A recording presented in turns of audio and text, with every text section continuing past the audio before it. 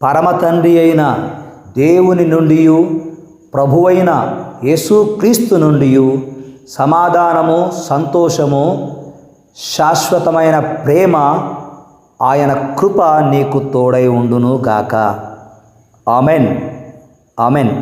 క్రీస్తునందు ప్రియమైన వారలారా, దేవుడు ఈ మాసములో మనకు అనుగ్రహించిన మరి ఒక దినమును బట్టి దేవునికి నేను వందనాలు, కృతజ్ఞతలు చెల్లిస్తూ ఉన్నాను. బయట వాతావరణం బాగాలేదు, అయినా దేవుడు తన కృపను చూపుతూ మనకిస్తున్న ఆరోగ్యమును బట్టి, ఆయుష్కాలమును బట్టి, ఆదరణను బట్టి, ఆశీర్వదించుచున్న విధానమును బట్టి దేవునికి నేనెంతగానో వందనాలు చెల్లిస్తున్నాను. దేవుడు నేటి దినము మనకు బయలుపరిచిన వాగ్దానం, దేవుడు సమస్త విషయములలో నీకు తోడై ఉన్నాడు. ఆమెన్. ఆమెన్. ప్రభువునందు ప్రియమైన వారలారా, ఈ వాగ్దాన వాక్యమును సమూయేలు మొదటి గ్రంథము 18వ అధ్యాయము 14వ వచనములో దావీదును బట్టి ఈ మాట వ్రాయబడి ఉంది. మరియు దావీదు సమస్త విషయములలో సుబుద్ధి కలిగి ప్రవర్తింపగా యెహోవా అతనికి తోడుగా నుండెను. ఆమెన్. సమస్త విషయములలో దేవుడు నీకు తోడై ఉన్నాడు. నాడు దావీదుకే కాదండి, నేడు నీకు కూడా తోడై ఉన్నాడు. ఎందుకంటే దేవుడు ఎవరికి తోడై ఉంటారో వారు సుబుద్ధి కలిగి ప్రవర్తిస్తారండి. అన్ని విషయములలో సుబుద్ధి అంటే మంచి బుద్ధి కనుక అలాంటి సుబుద్ధి కలిగి వారు జీవిస్తారు.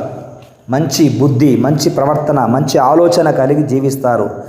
ఈరోజు దేవుని కుమారుడవుగా, దేవుని కుమార్తెవుగా నీవు సమస్త విషయములలో సుబుద్ధి కలిగి జీవించుతున్న కారణము చేత దేవుడు సమస్త విషయములలో నీకు తోడై ఉన్నాడని ఆయన వాగ్దానం చేశాడు. దావీదు గారి గురించి ఈ వాగ్దానము చేయడములో మనము ఒక విషయం జ్ఞాపకం చేసుకోవాలి. ప్రజలు సౌలు ముందు దావీదును హెచ్చించి ప్రశంసించుట సౌలులో అసూయ, ద్వేషములకు కారణమైంది. అయితే అప్పటి నుండి దావీదు పైన సౌలు విషపు చూపు నిలిపాడు. అందును బట్టి సౌలు దావీదును ఈటెతో పొడిచి సంహరించాలని ప్రయత్నాలు చేశాడు. అతనిలోని అసూయ, ద్వేషములకు తోడు దేవుని యొద్ద నుంచి దురాత్మ వచ్చి అతనిని తొందర పెట్టుటను బట్టి దావీదు పైకి ఈటను విసురునట్లు చేసిందండి. దేవుని యొద్ద నుంచి దేవుని ఆత్మ పోయి దురాత్మ ఒకటి అతని పైకి వచ్చింది. సమూయేలు మొదటి గ్రంథం 16వ అధ్యాయం 14వ వచనములో యెహోవా ఆత్మ సౌలును విడిచిపోయి యెహోవా యుద్ధ నుండి దురాత్మ వచ్చి అతన్ని వెరపింపగా అనే మాట రాయబడి ఉంది. కనుక దురాత్మ పట్టినటువంటి సౌలు దావీదును చంపడానికి ప్రయత్నం చేస్తున్నాడు. దేవుని పరిశుద్ధాత్మను సౌలు విడిచిపోయింది. క్రీస్తునందు ప్రియమైనటువంటి వారలారా, దురాలోచన చేయు వారి యొద్ద దురాత్మ ఉంటుంది, కానీ పరిశుద్ధాత్మ ఉండుటకు వీలు లేదు. ఈరోజు మనము దేవుని బిడ్డలము గనక దురాలోచనలు చేయము. దురాలోచనలకు మన దగ్గర స్థానం ఉండదు. సుబుద్ధి కలిగి ప్రవర్తిస్తాము. దేవుని ఆత్మ చేత నడిపించబడతాము. ఈరోజు ఈ వాగ్దానమును బట్టి నేను దేవునికి ఎంతగానో వందనాలు చెల్లిస్తున్నాను. ఎందుకంటే సమస్త విషయములలో సుబుద్ధి కలిగి ప్రవర్తించిన దావీదుకు దేవుడు తోడై ఉన్నప్పుడు నీకు కూడా ఆయన తోడై ఉంటాడు అని వాగ్దానం చేస్తున్నాడు. సమస్త విషయములంటే ఉద్యోగములోను, వ్యాపారములోను, చదువులోను, నీ రోజువారీ కూలీల పనిలోనూ నీకు తోడై ఉంటాడు అని దానికి అర్థము. దావీదుకు దేవుడు తోడై ఉండడానికి 4 కారణాలు ఉన్నాయండి. ఈరోజు దేవుడు కూడా నీకు తోడై ఉన్నాను అని చెప్పడంలో 4 కారణాలు చూపిస్తున్నాడు. 1, దావీదు దేవునికి హృదయానుసారుడు. నీవు కూడా దేవునికి హృదయానుసారురాలవు. నా కుమారుడా, నా పరలోకమందున్న మా తండ్రి అని నీవు సంబోధిస్తున్నప్పుడు పరలోకమందున్న దేవుడు నీకు తండ్రి అయితే నీవు ఆయనకు కుమారుడవు, కుమార్తెవు. నీవు దేవుని హృదయానుసారుడవు. రెండవది, దావీదు సుబుద్ధి కలిగినవాడు, మంచి బుద్ధి కలిగినవాడు. మూడవదిగా, అపకారులకు ఉపకారము చేసేవాడండి. అపకారులకు ఉపకారము చేసేవాడు. శత్రువైన సౌలు నోట నుంచి దేవుడు దావీదు కొరకు పలికించిన మాట సమూయేలు మొదటి గ్రంథము 24వ అధ్యాయము 18వ వచనము. యెహోవా నన్ను నీ చేతికి అప్పగింపగా నన్ను చంపక విడిచినందుకు ఈ దినమున నీవు నా అపకారమునకు ఉపకారము చేసిన వాడవై నా ఎడల నీకున్న ఉపకార బుద్ధిని వెల్లడి చేసితివి గనుక నాకంటే నీవు నీతిపరుడవంటాడు సౌలు. సౌలు ఎవరండి? శత్రువు దావీదుకు. అలాంటి శత్రువు నోట నుంచి దేవుడు నీవు ఉపకారము చేసేవాడవని తెలియజేశాడు. ఈ లోకములో శత్రువుకు సైతం ఉపకారం చేయగలిగిన బుద్ధి ఎవరికైనా ఉందా అంటే అది ఒక యేసయ్యకు మాత్రమే ఉందండి.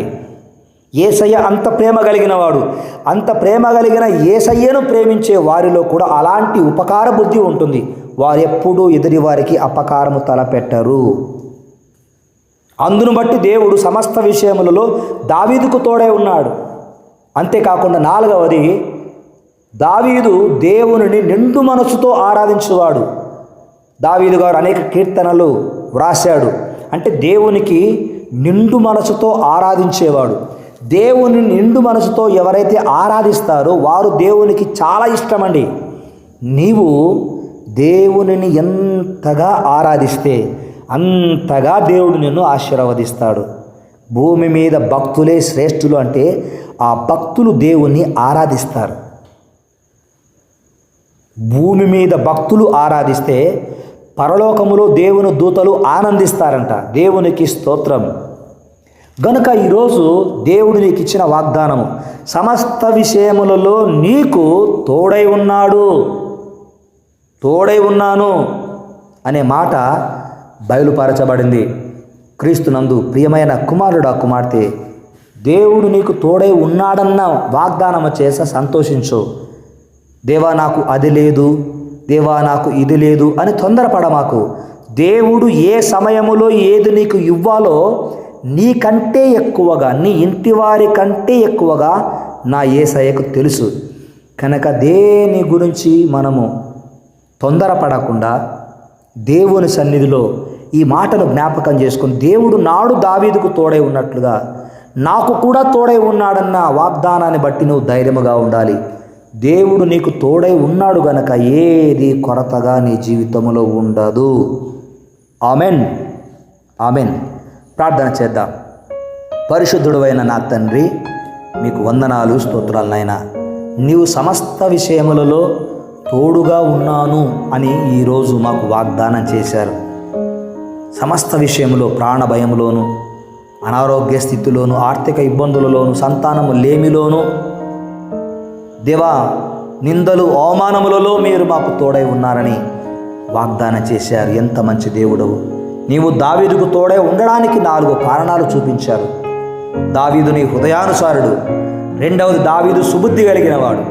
మూడవది, దావీదు అపకారులకు ఉపకారము చేసేవాడు. నాలుగవది, దావీదు నిండు మనసుతో మిమ్మల్ని ఆరాధించేవాడు. దేవా, మీ ప్రజలు, మీ బిడ్డలు ఈ వాగ్దానం పొందుతున్నటువంటి వారు కూడా మీ హృదయానుసారులని, సుబుద్ధి కలిగిన వారిని, అపకారులకు ఉపకారము చేసేవారని, మిమ్మల్ని ఆరాధించువారని నీవు తెలియచేసిన విధానమునకై స్తుతులు, స్తోత్రాలు చెల్లిస్తున్నాం. ఈరోజు నాయన, దేని కొరకైతే ఈ ఉదయకాలమున మీ ప్రజలు ప్రార్థనలు చేశారు, నజరేయుడగు యేసు నామమున యోహాను సువార్త 14వ అధ్యాయము 14వ వచనం ప్రకారము నెరవేరునుగాక. అడిగిన వాటికంటే, ఊహించిన వాటికంటే గొప్ప కార్యములు వారి జీవితంలో యేసు నామమున జరుగునుగాక అని ప్రార్థిస్తూ, నా కొరకు, నా కుటుంబం కొరకు, మా ఆరోగ్యం కొరకు ప్రార్థించిన బిడ్డలను మీరు నిండారుగా దీవించమని, దూరదేశాలలో ఉన్న ఆ ప్రియులను దీవించమని, ప్రతి అవసరతను దయచేయమని మా ప్రభు రక్షకుడైన యేసు నామమున ప్రార్థిస్తున్నాను తండ్రి. ఆమెన్. తండ్రి, కుమార, పరిశుద్ధాత్మని సన్నిధి, సహాయము, సహవాసము సదా నీకు తోడై ఉండునుగాక.